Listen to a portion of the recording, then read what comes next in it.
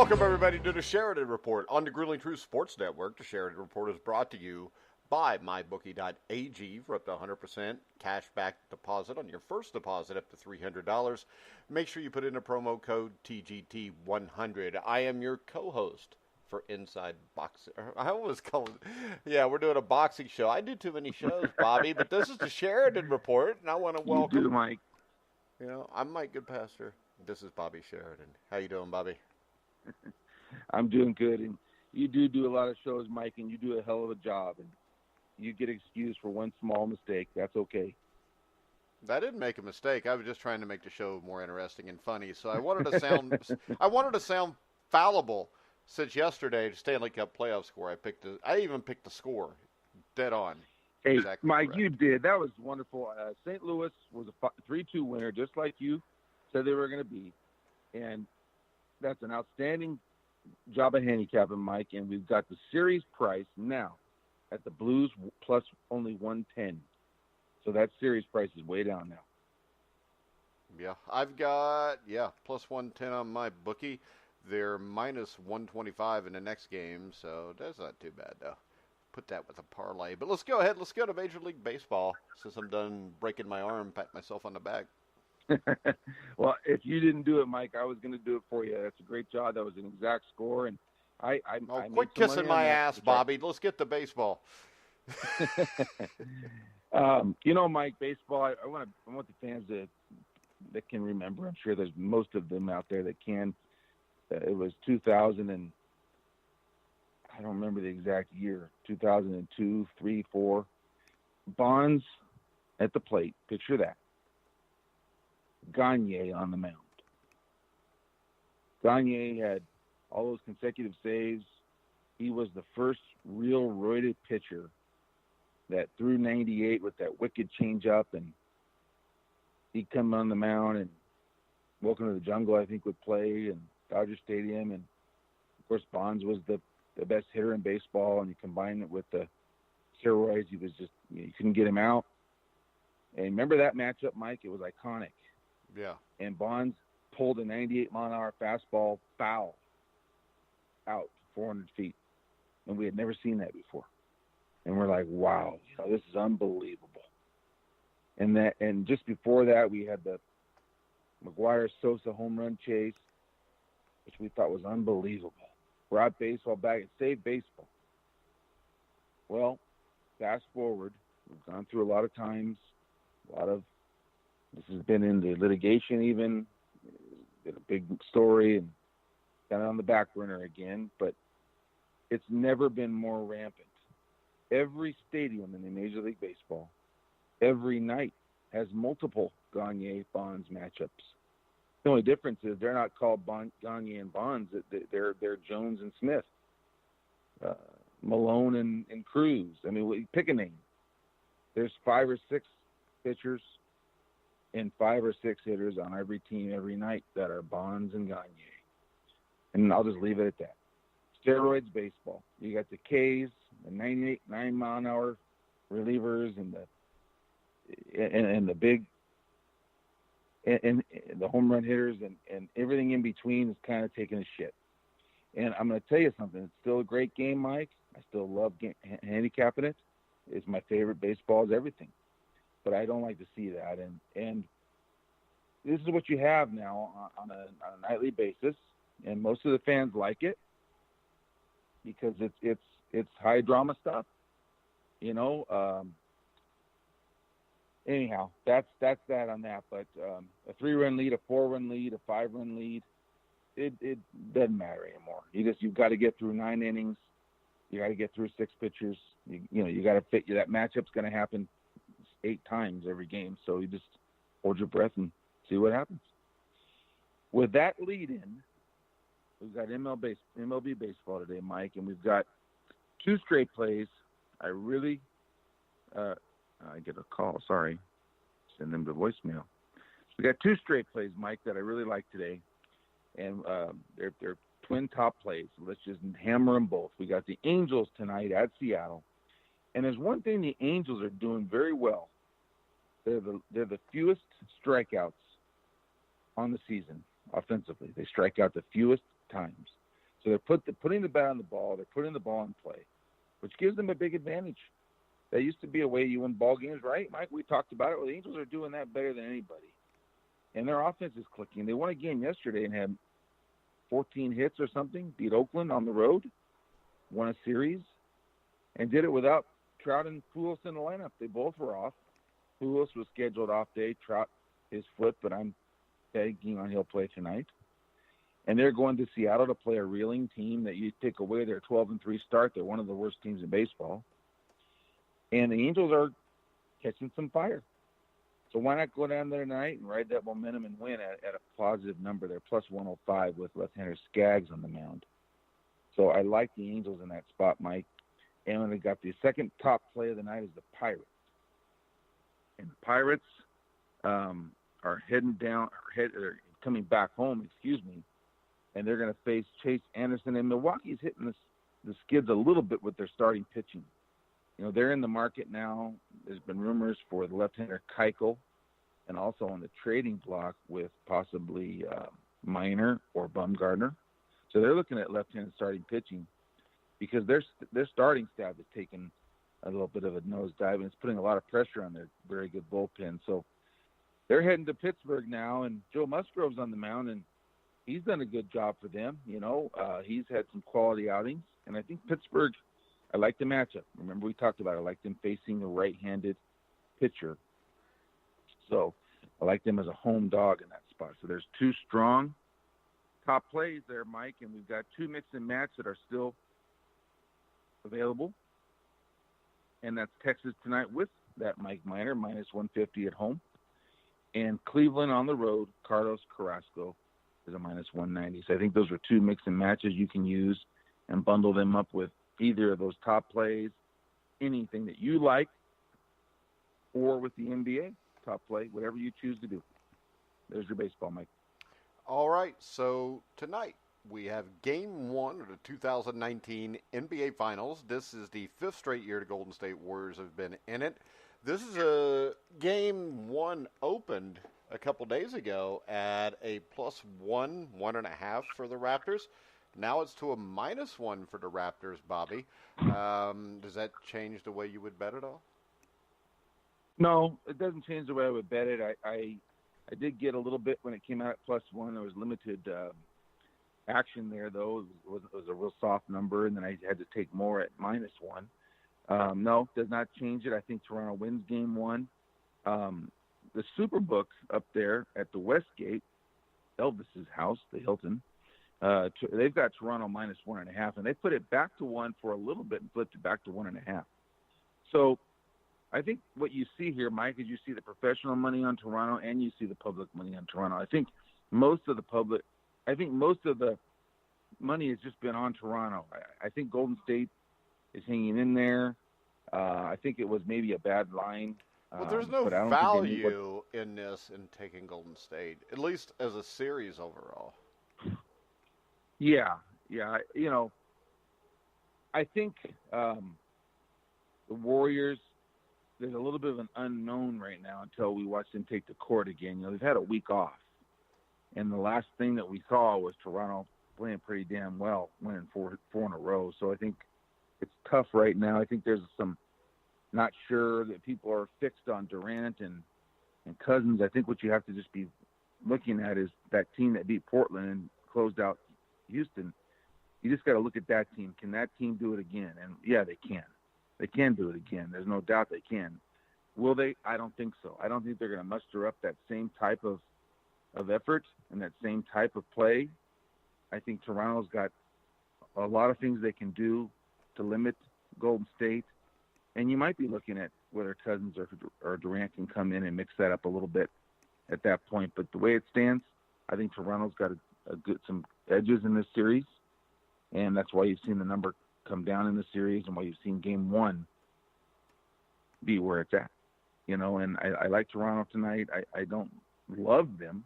You know, Game 1s are sometimes can be odd. They can, you know, Toronto could beat them by 14 tonight, and Golden State can win Game 2 by 30. You know, we have to look at Game 2 when it comes around. But tonight, It is a top play for me. I do like Toronto. I think they get the one at the edge. I think they have to. I think this series, if Toronto's going to win it, they got to break the Warriors' 22 series win streak of having won at least one game on the road. I think Toronto needs to win all the home games. Well, this is the thing. We were going to go on this day. I think the Raptors are going to win also. We'll see what happens. But I have something else. We'll talk a little on this day if you want. But the Chicago Cubs Houston Astros game last night. Ball strikes a young girl in the stands. Why does Major League Baseball continue to not put fencing around the entire field? Or do you think that maybe they should just leave it the way it is? No, Mike. I think last night was a fear that came true. What they did was they required, there didn't used to be any at all. Yeah, now it's just, a little bit past the dugouts? Right, past the dugouts. But, okay, all this analytical BS that, exit velocity and spin rate and all this. Well, look at these numbers of the ball coming off the bat of this age and this time's baseball, 2019. Okay, there are foul balls that are coming off the bat 112 miles an hour. And these guys are hitting the ball harder and with more bat speed than ever. Yeah, but you know what? I don't want to, because we talked about 1988, Eric Davis hitting the foul ball off the dude that's selling beer's shoulder. If he'd have hit him in the face, he'd have killed him. Yeah, I know. And, Vince Scully, Mike. Vince Scully predicted that the third and first base coaches would eventually wear helmets, and he was saying, on air, he would say, why aren't they requiring it now? Why does it have to happen and then require it? Well, then the guy in the AAA got hit on the first base line, wasn't it? And killed him. First base line and killed him, and then the next year helmets came in. So guess what? They'll be fencing further down. Probably everywhere with the outfield. Yeah, but shouldn't there be tonight? Oh, man. Well, yeah, I guess so. I mean, I guess just whatever kind of immediate reaction they can do and how quickly they can put that in, that could probably be put in pretty quickly, huh? Yeah, I don't think it would take that much to do it. I mean, let's face it, I've seen people take their infant kid in a stroller, sit them there to watch the game. Chances are the ball's not going to hit him. But even in the outfield, you get a line shot into left center field, and Mary Sue's not paying attention. And next thing you know, Mary Sue's wearing a baseball. Yeah. Yeah, I know. It's awful, and it had to happen to wake everybody up, I think, to do what we're talking about now. And I think it'll get done. I think it'll have to get done. The reaction from the player was pure, the way he broke down and real heartfelt, and just a terrible scene. And it's Mike, Houston's an indoor stadium. It's like pinball or computerized baseball, what I'm watching now, just with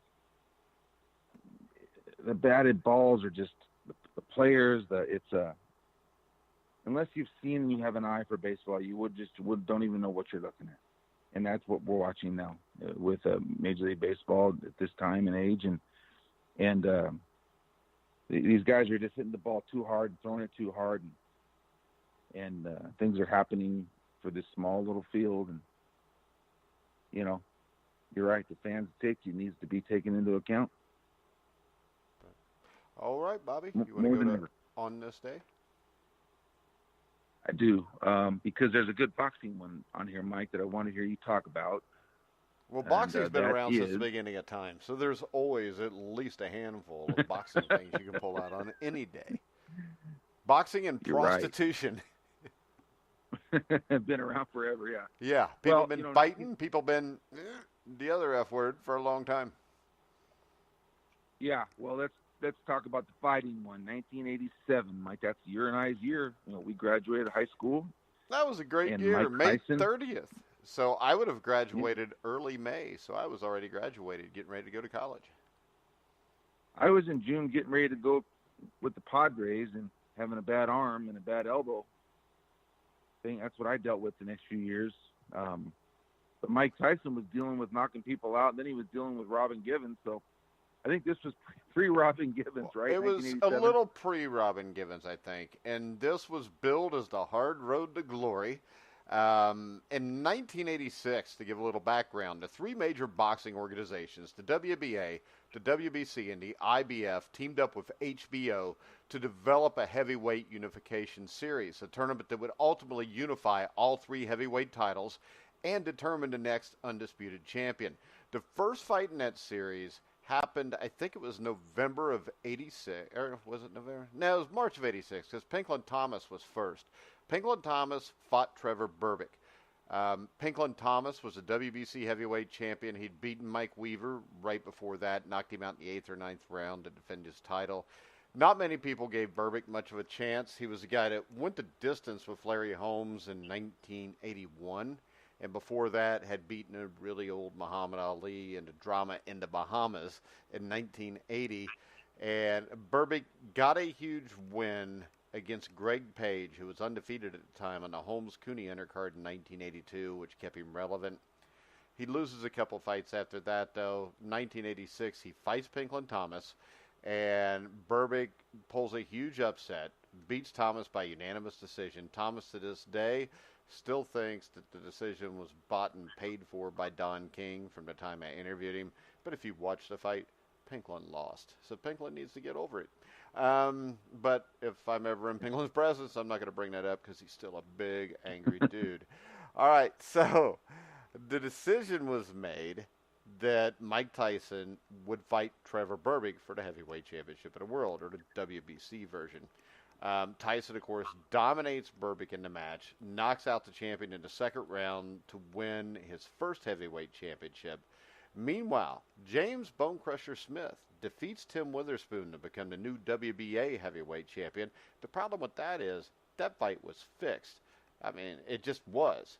There's plenty of proof on that. The FBI did a big sting on boxing in the mid-late 80s, early 90s. This is one of the fights they found out Witherspoon had taken a dive. So Bonecrusher's the champ, thus setting up a match with Tyson. Both fighters' titles were on the line. Tyson won by unanimous decision, and James Bonecrusher Smith, because of this fight, is forever known as Bone Clutcher, where he basically, anytime Tyson would get close enough to him to throw a punch, he would just grab and hold on, and they'd break it over and over again. And that basically, he wins a unanimous decision. And then the IBF champion, Michael Spinks, with Butch Lewis as manager, promoter, basically threw a huge wrench in this. He was scheduled to defend against Tony Tucker, with the winner of that match facing the winner of the Tyson-Smith bout. However, Spinks decided to pull out of the match with Tucker, where he's supposed to make $1.2 million, instead choosing to face Jerry Cooney in a more lucrative fight that would pay him $4 million. You can't really blame him for that, by the way. But he gets his $4 million. He goes and fights Cooney. He knocks Cooney out. And I think he defended against a guy. He was originally in this tournament, I think, because he fought against a guy by the name of Stefan Tangstad, who was a Viking. Not from Minnesota, but from Scandinavia. But not all Vikings are tough, because Stefan Tangstad got butchered by Michael Spinks. So as a result of all this, the organization decided to stage Pinklon Thomas against Mike Tyson.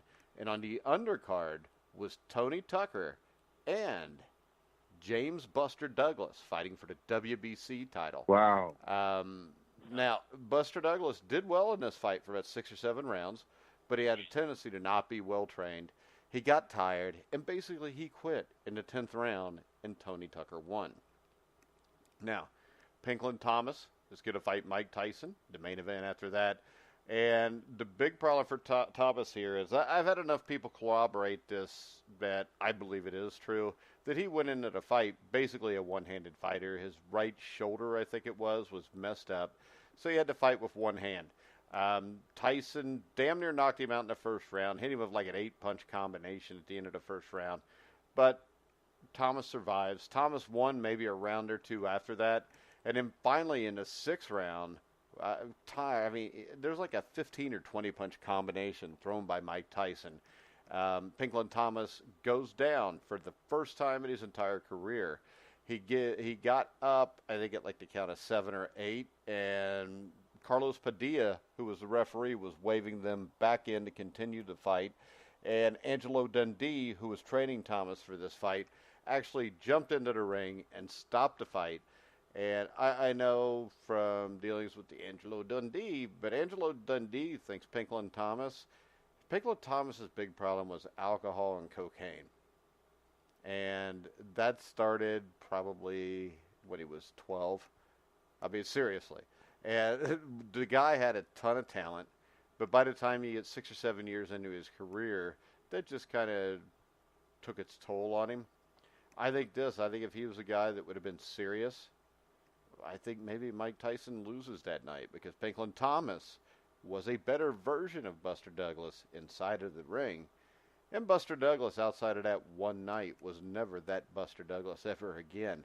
But the other thing is, you got to give credit to Mike Tyson or Michael Spinks, because Michael Spinks, by holding off, didn't just make $4 million for Cooney. What he did was he allowed Tyson to knock out Pinklon Thomas, to knock out Tyrell Biggs, to beat Tony Tucker in a decision, collect all the belts, while Michael Spinks makes $4 million to fight Cooney. Now, if Spinks would have fought Tucker, he'd have made $1.2 million. A fight against Tyson right after that would have paid him between $5 and $7 million. The difference is this: since he waited, and they fight 2 years later after Tyson's cleaned up the division, Michael Spinks didn't just make $4 million to fight Jerry Cooney. He made $4 million to fight Jerry Cooney, and he made another $20 million or more to fight Mike Tyson. So if he would have done this in the next fight, and the other thing is this: it's always possible. Tony Tucker, who was a lot like Pinklon Thomas, Tony Tucker was a really talented guy also, and he gave Tyson, outside of James Quick Tillis, maybe his toughest fight, when people call it a prime Tyson, which means he's not been grabbed up by Don King yet. But Tony Tucker won probably 3 or 4 rounds against Mike Tyson, but Tony Tucker was another guy that had a problem with substance abuse. But if Michael Spinks fights Tony Tucker, I think Michael Spinks, after the second Holmes fight, was pretty much done. We've talked about it before, where the knees were shot. You put him in against Jerry Cooney. Cooney was a risk, but Cooney was also an alcoholic at that point. And the people in Spinks's camp knew that Cooney was an alcoholic. And I'm not saying it to be mean. I've had Jerry Cooney on the show before, and Jerry Cooney's admitted that he was always a drinker, and especially once he lost to Holmes, everything just kind of, he was doing it to fight depression or whatever the hell he had from that. So when you look at it, Michael Spinks doing this made him and Mike Tyson at least another $20 million apiece, and made them both huge, because this is at a time Tyson Spinks were everywhere. It was a huge fight. I remember regular network news talking about this fight. Diet Pepsi had a string of Tyson Spinks commercials. I remember they called the fight Once and For All. And yeah, when you look at the 10 biggest boxing events in history, Tyson Spinks fight might have sucked and been a blowout, but as an event, Wilder and Joshua couldn't touch that, because nobody outside of America or the UK really give two shits about those guys. Everybody knew who Mike Tyson and Michael Spinks was back in the day. Oh, yes. And can you do me the honor of answering this question? Michael Spinks today, what's he up to? Kind of how is his post-fight life gone? He's fine. No issues. His brother Leon has all kind of issues. Leon doesn't really know what's going on anymore. But the great thing about Michael was his only loss was the Tyson fight. That was over quickly. Outside of that, Michael Spinks never took a whole lot of punches. He was so damn good. He only fought 32 times. He was 31-1. He became a professional like in 1978, 79. He fought a few fights in 77, but then if you remember, Leon fought Muhammad Ali for the title. And Michael decided he was going to help his brother prepare for that. And then he wins in February of 78. So he just prepares him all through 78. And then you get to 1979, Michael Spinks starts to fight. And by the time you get to 1980, he's the light heavyweight champion of the world.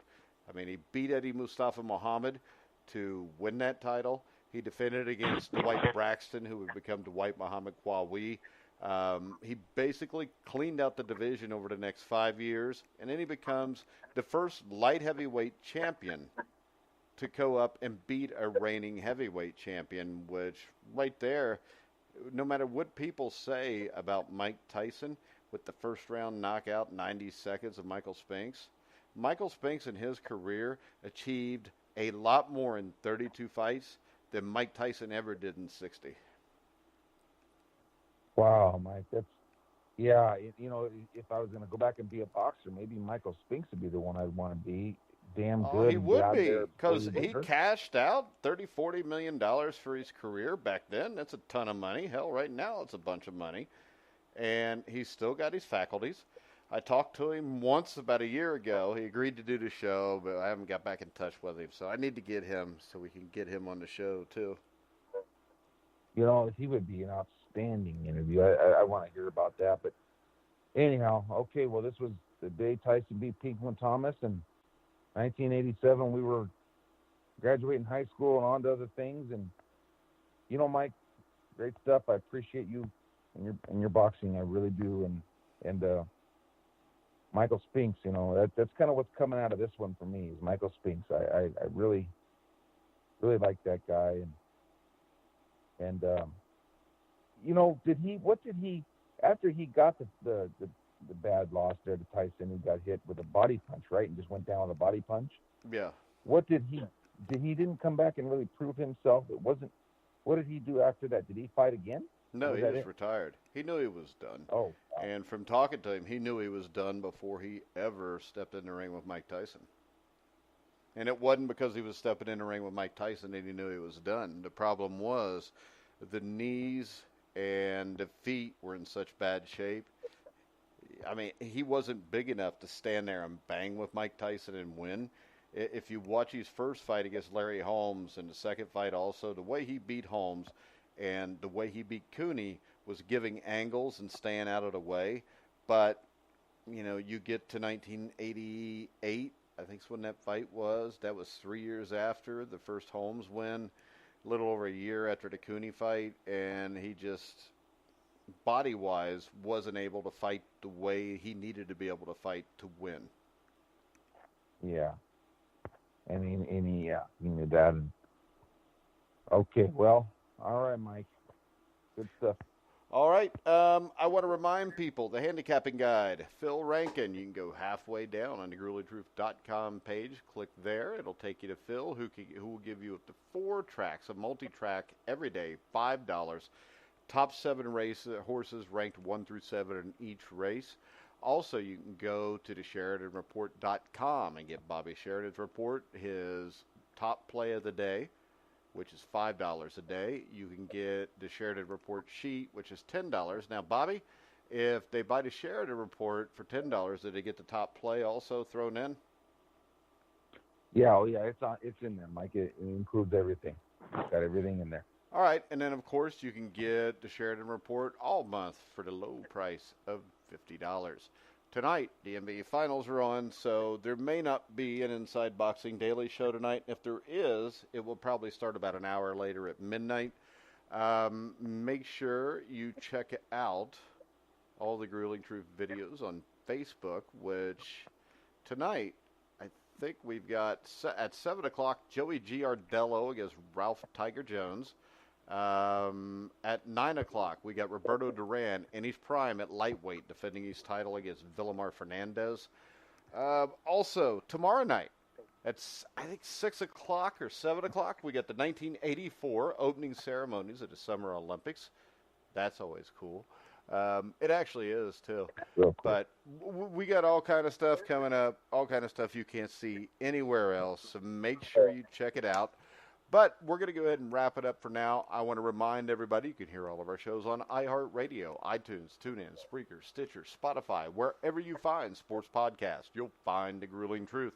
So for Bobby Sheridan, I'm Mike Goodpastor. You've been listening to The Grueling Truth, where the legends speak.